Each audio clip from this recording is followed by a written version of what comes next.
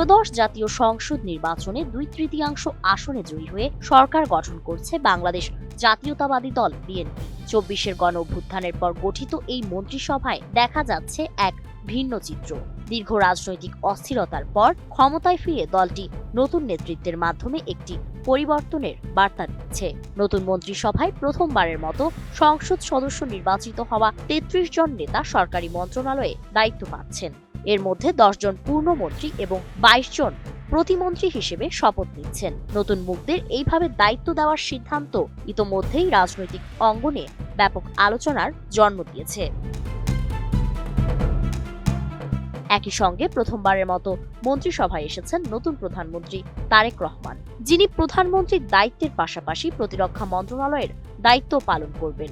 বগুড়া 6 ও ঢাকা 17 আসন থেকে প্রথমবার নির্বাচনে অংশ নিয়ে দুটি আসনেই জয় পান তিনি। পরে বগুড়া 6 আসনটি ছেড়ে দিয়ে ঢাকা 17 আসনের সংসদ সদস্য হিসেবে শপথ নেন এবং সংসদে সরকারি দলের নেতা হিসেবে দায়িত্ব গ্রহণ করেন। আমি বুঝি নির্মাণের শিল্প, সালাম স্টিল বোঝে ডিউরেবিলিটি। সালাম still, most durable still.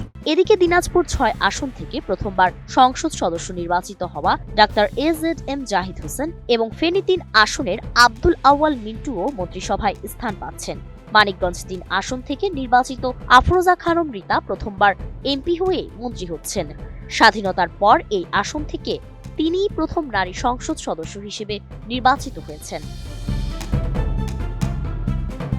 Sylhet 1 আসনের খন্দকার আব্দুল মুক্তাদির, সিলেট 4 আসনের আরিফুল হক চৌধুরী, ঝিনাইদহ 1 আসনের মোহাম্মদ আসাদুজ্জামান সহ আরো কয়েকজন নতুন মুখ সরাসরি মন্ত্রী হিসেবে দায়িত্ব পাচ্ছেন। পার্বত্য রাঙ্গামাটির দীপেন দেওয়ান, ফকির মাহবুব আনাম স্বপন ও শেখ রবিউল আলমও প্রথমবার সংসদ সদস্য হয়েই মন্ত্রিসভায় অন্তর্ভুক্ত হচ্ছেন।